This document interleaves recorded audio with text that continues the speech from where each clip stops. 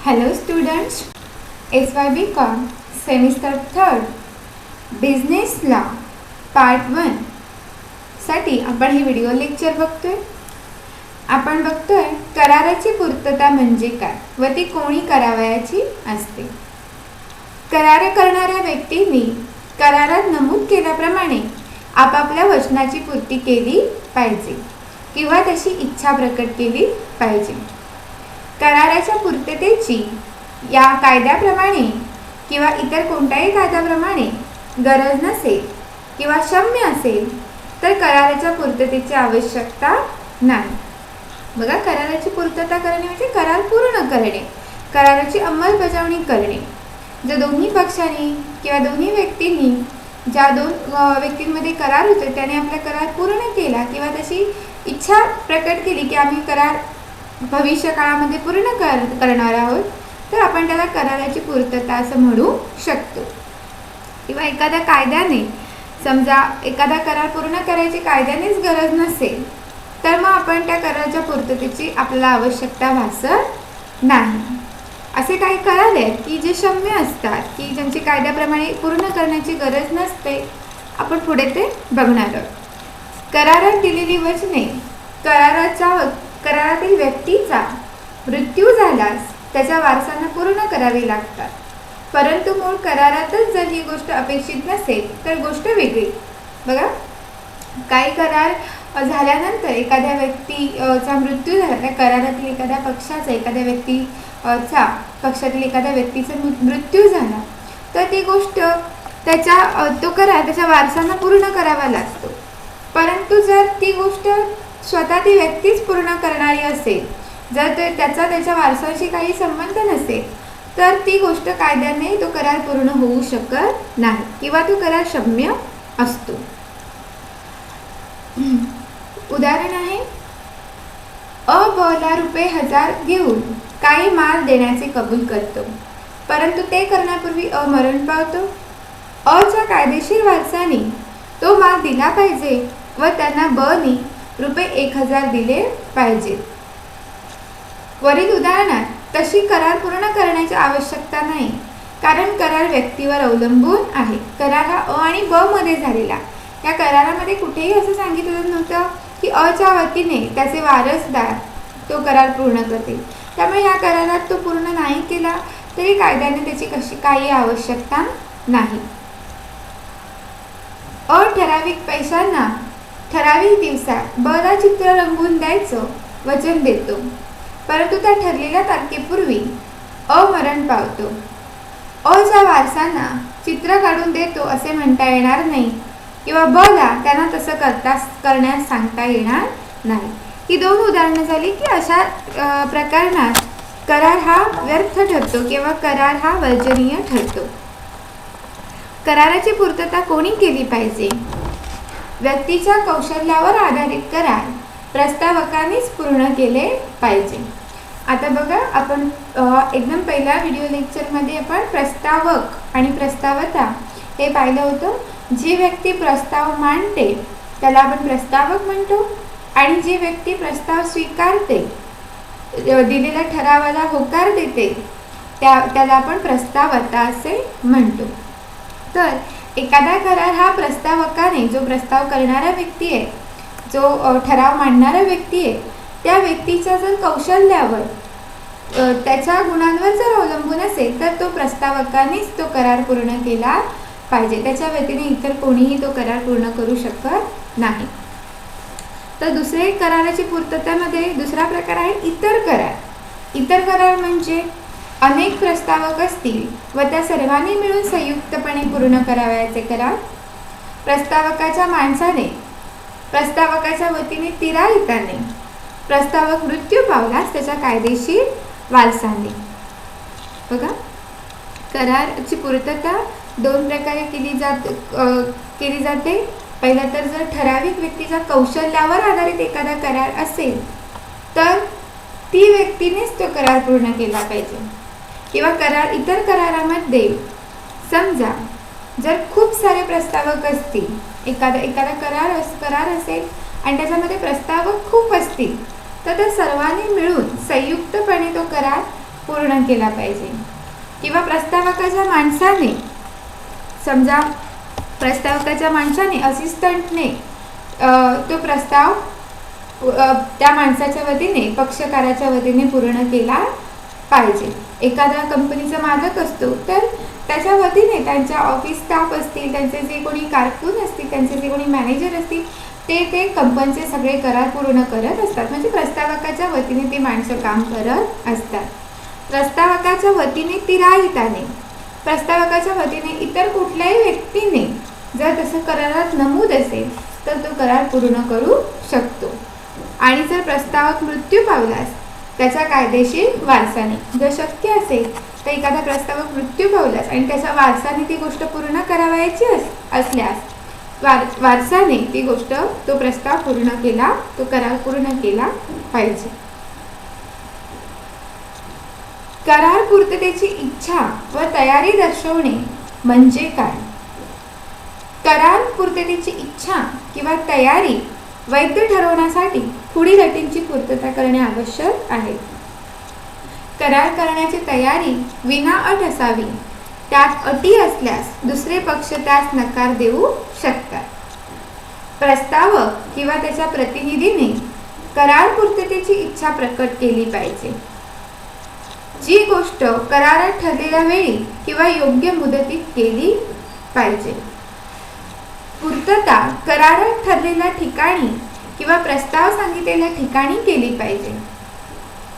प्रस्तावत्याला देऊ केलेली वस्तू तपासून पाहण्याची, तसेच करार पूर्णपणे केला जात आहे का, त्याच्या काही भागाचीच पूर्तता केली जात आहे हे तपासून पाहण्याची संधी मिळाली पाहिजे. तर हा पॉइंट आहे, करार पूर्ततेची इच्छा व तयारी दर्शवणे म्हणजे काय. तर साधारणतः जो करार केला जातो तर तो दोन पक्षांमध्ये, दोन व्यक्तींमध्ये जेव्हा करार होतो ते पूर्ण करणे म्हणजे काय, किंवा त्यासाठी तो वैध कसा ठरवला जातो. तर जेव्हा दोन पक्षांमध्ये, दोन व्यक्तींमध्ये करार होतो तेव्हा तो करार ती पूर्ण करण्याची तयारी प्रस्तावत्याने विनाअट स्वीकारली पाहिजे.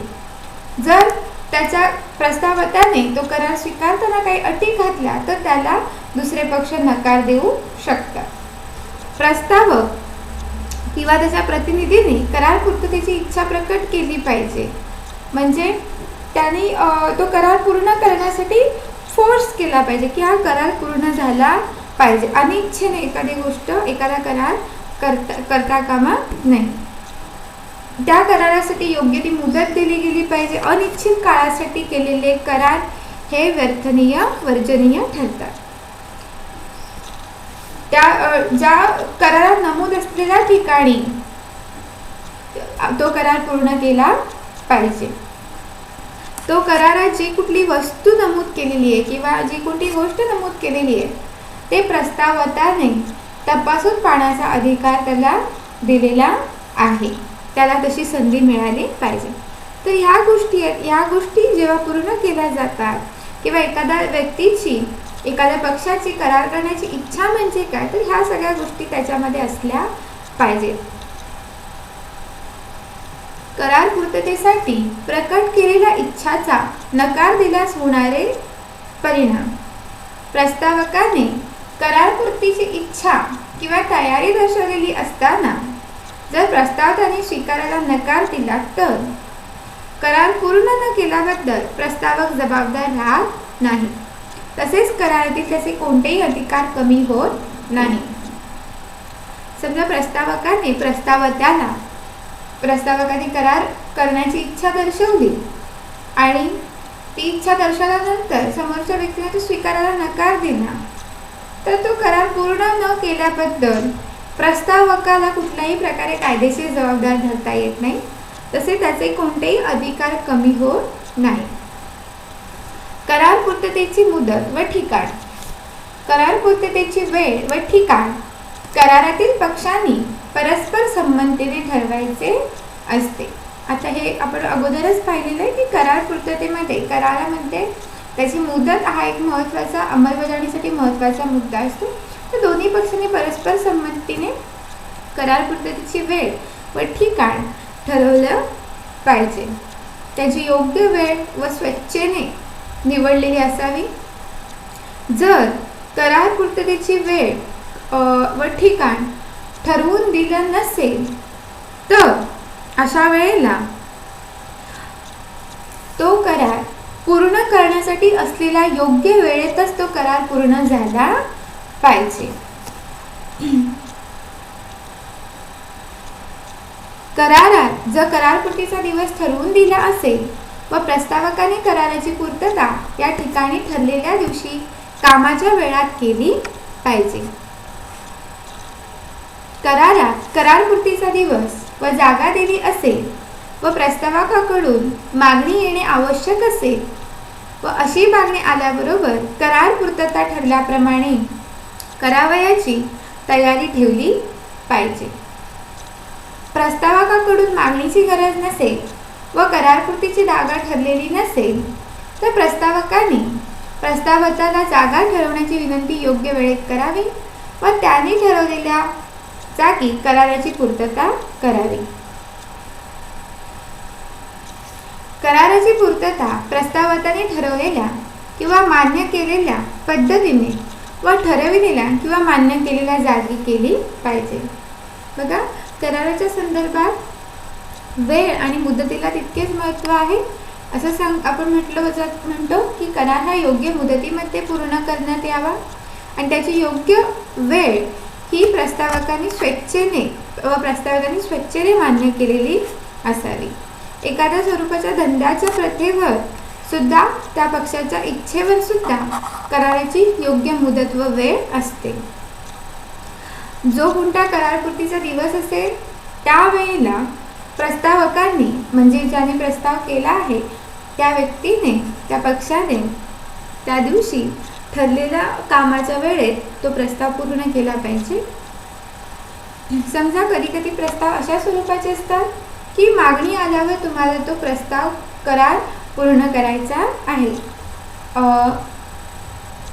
उद्योगधंद्यांमध्ये ज्या वेळेला कच्च्या मालाला मागणी केली जाते त्यावेळेला सप्लायर्सनी तो माल तिथे पुरवायचा असतो.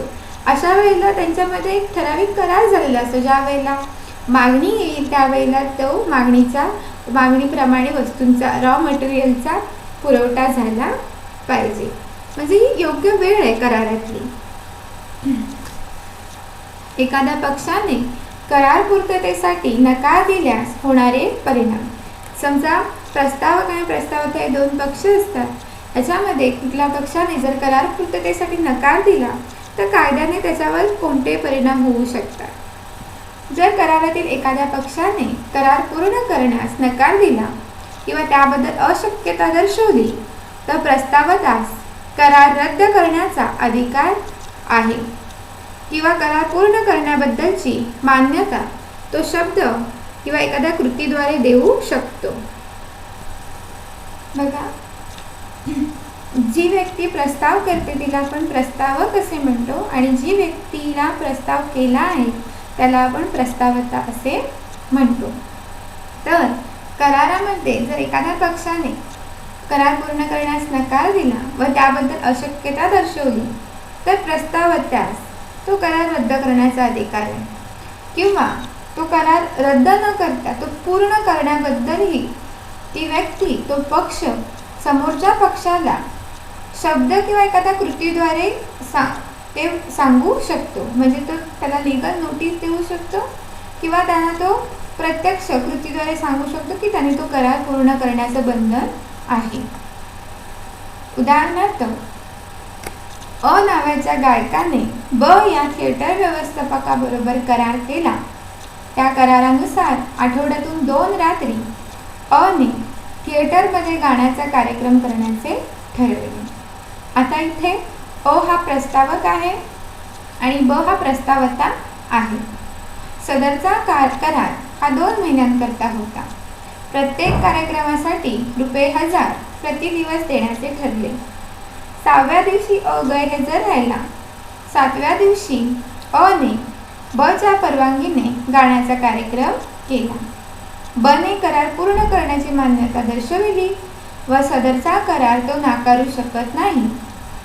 परंतु त्यास अच्या 6व्या दिवशीच्या गैरहजेरीपणामुळे झालेल्या नुकसानीची भरपाई मिळू शकते. इथे प्रस्तावक अ आहे, प्रस्तावता ब आहे.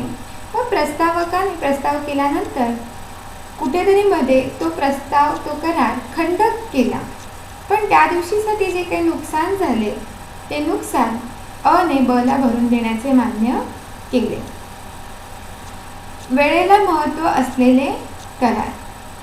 जेव्हा करारात वेळेला महत्त्व असते तेव्हा जर प्रस्तावक ठरलेल्या वेळेत करार पूर्ण करू न शकल्यास पूर्ण करार किंवा त्याचा अपूर्ण भाग दुसऱ्या पक्षाच्या मर्जीवर वर्जनीय ठरतो. परंतु अशा वेळी जर प्रस्तावकाने वेळ संपल्यानंतर कराराची पूर्तता स्वीकारली तर तो पूर्ततेला झालेल्या उशिरामुळे किंवा झालेल्या नुकसानीची भरपाई मागू शकत नाही. मात्र त्यांनी कराराची पूर्तता स्वीकारतानाच प्रस्तावकाला आपण नुकसान भरपाई मागणार आहोत याची सूचना दिल्यास नुकसान भरपाई मागू शकतो. व्यापारी करारात वेळ ही सर्वसाधारणपणे महत्त्वाची समजली जाते. तर आपण अगोदरच हा मुद्दा बघितलेला आहे की करारात वेळेला महत्त्व आहे, ठरलेल्या वेळात तो करार पूर्ण झाला पाहिजे. समजा वेळेमध्ये कुठे खंड पडला तर अशा वेळेला प्रस्तावकाने जर त्या करारात खंड पडल्यानंतरही जर कराराची पूर्तता करण्याची जबाबदारी स्वीकारली तर प्रस्तावता झालेली नुकसान भरपाई मागू शकत नाही. करार पूर्ततेची वेळ जिथे महत्त्वाची नसते, जिथे करार पूर्ततेची वेळ महत्त्वाची नसते तिथे प्रस्ताविकाने कराराची पूर्तता ठरलेल्या वेळेत न केल्यास करार वर्जनीय ठरत नाही. परंतु झालेल्या उशिरामुळे जे काही नुकसान झाले असेल त्याची भरपाई मागता येते. काही करार असे असतात की जिथे वेळ ठरलेली नसते तर अशा वेळेला ठरलेल्या वेळेत जर करार पूर्ण झाला नाही तर करार वर्जनीय नाकारू शकत नाही. परंतु तो करार पूर्ण होण्यासाठी जर काही उशीर झाल्यामुळे जर काही नुकसान झाले तर त्याची भरपाई मात्र मागता येते. हे काही करार पूर्तते संदर्भातले काही मुद्दे होते. कराराची पूर्तता म्हणजे काय व ती कोणी करावयाची असते या प्रश्नासाठी हे मुद्दे होते. पुढील व्हिडिओ लेक्चरमध्ये आपण माल विक्रीचा कायदा बघणार आहोत.